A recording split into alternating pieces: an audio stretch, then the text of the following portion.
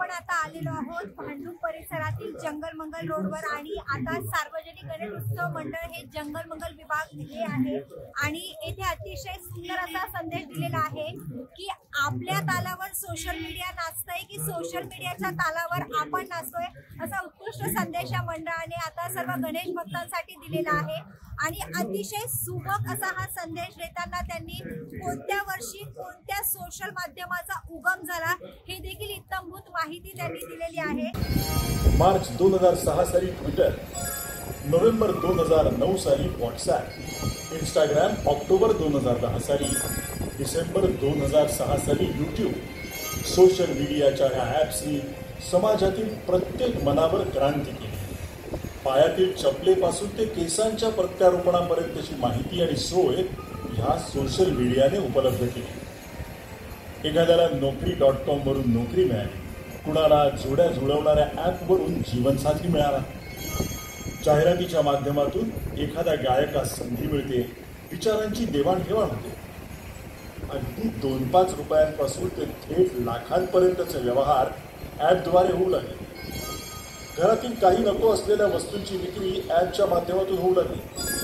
काही ॲपवरून पिकनिक किंवा सुट्टीसाठी स्पॉटची निवड होऊ लागली। एवढंच काय, एखाद्या कारखान्यात किंवा ऑफिसमध्ये लावलेल्या CC कॅमेऱ्याच्या माध्यमातून त्या कारखान्याचा मालक किंवा बॉस घरबसल्या मोबाईलमधून त्यांच्यावर लक्ष ठेवू लागला।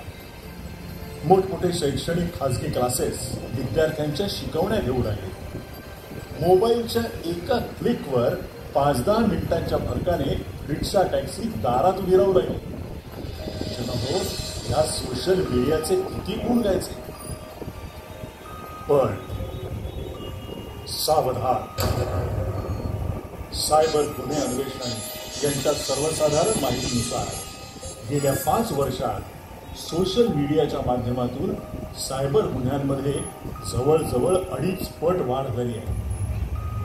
पुलिस खातं सतर्क आहेच। हर दिन 6000 से भी अधिक लोग साइबर अपराधियों के हाथों करोड़ रुपया गंवाते हैं। देखिए, किसी को पैसे करने की जल्दी होती है तो कोई जो है अनजाने नंबरों से आए हुए वीडियो कॉल्स को जड़ से उठा लेते। सरकार टीव्हीच्या माध्यमातून सोशल मीडियाच्या फसवणुकीच्या संदर्भात जाहिरात देऊन जनजागृती करत आहे। उत्तर प्रदेश, कर्नाटक, तेलंगणा, महाराष्ट्र, आसाम या राज्यांमध्ये सायबर गुन्हेगारीचं प्रमाण लक्षणीय आहे। का? कारण आपणच, ज्यांना योग्य शिक्षण, योग्य माहिती मिळत नाही किंवा जाणून घ्यायची बुद्धिमत्ता नाही, ते व्हॉट्सॲप, फेसबुक, इंस्टाग्राम, यूट्यूब यालाच विश्वविद्यालय समजतात। ग्लोबल इनोव्हेशन संस्था असं निरीक्षण करते की भारतात 59% लोक आपल्या भावना व्यक्त करण्यासाठी सोशल मीडियाचा वापर करतात। ओठांवरचं बोलणं बोटांवर आलं। रात्रभर जागून मोबाईलवर फालतू चॅटिंग, रील्स बघणं, पर्यायाने झोप नाही, डोक्याला त्रास आणि मग वाढलेला रक्तदाब, त्यायोगे येणारे इतर आजार। बघा, भारतात सोडून अश्लील साईट बघणाऱ्यांची संख्या काही कमी नाही। सार्थ बेशरमपणे सांगायचं झालं तर जगात अश्लील साईट बघणाऱ्या पहिल्या 5 देशात भारताचा नंबर लागतो। या सोशल मीडियानं अक्षरशः आपणास हातपाय असून पांगळ बनवलं। कसं ते पहा, झोमॅटो आणि स्विगीला वाटतं तुम्ही घरी स्वयंपाक करूच नाही। ओला, उबर, रॅपिडोला वाटतं तुम्ही पायी चालूच नाही। झेप्टो आणि ब्लिंकिटला वाटतं तुम्ही घरगुती सामान खरेदीला घराबाहेर पडूच नाही। आज आपण सोशल मीडियाला हाताळत आहोत की सोशल मीडिया आपल्याला हाताळत आहे?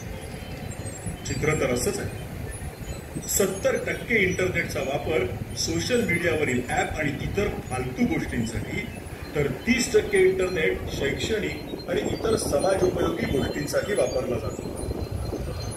ही परिस्थिती उलट झाली तर खऱ्या अर्थाने सोशल मीडियाचा वापर योग्य म्हणता येईल। सोशल मीडिया फक्त एक माध्यम आहे।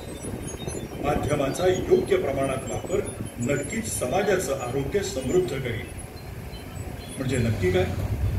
सोशल मीडियावरील वेळखाऊ खोट्या माहितीला अजिबात प्रतिसाद देऊ नका। कारण तुमची आवड निवड बघून सोशल मीडिया त्याच प्रकारचे विषय आपल्याला दाखवत असतो. सोशल मीडियामध्ये चांगलं वाईट खरं खोटं सगळंच आहे, पण गरज आहे दृष्टिकोन बदलण्याची.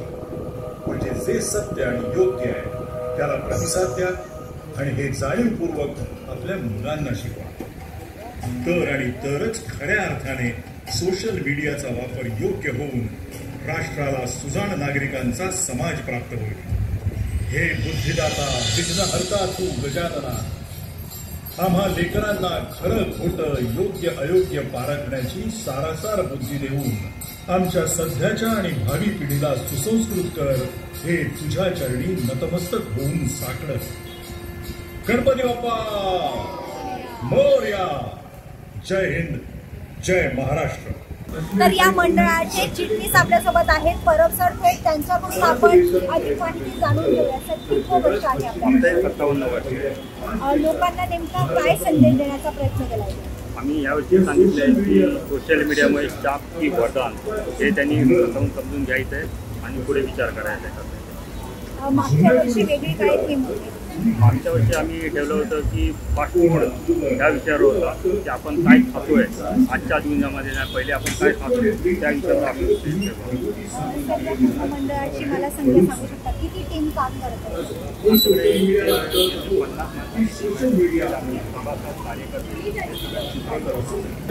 तर आपण बघितलं की अतिशय सुंदर असा संदेश या गणेशोत्सव मंडळाने दिलेला आहे आणि ते अवतीभोवती आपल्याला एक यात्रेचं स्वरूप देखील पाहायला मिळतं आणि मोठ्या संख्येने भक्तजनांच्या लांबच्या लांब रांगा देखील येथे लागलेल्या आहेत.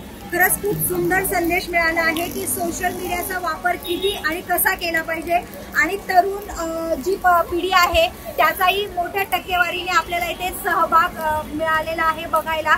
तर खरंच आता अतिशय सुंदर असा आणि जोपासना योगा संदेश आपल्याला या मंडळाने दिलेला आहे. अमृतसर शहर, मुंबई. व्हिडिओ आवडला असेल तर लाईक करा, शेअर करा आणि आमच्या चॅनलला सबस्क्राईब करा. बेल आयकॉन दाबायला विसरू नका.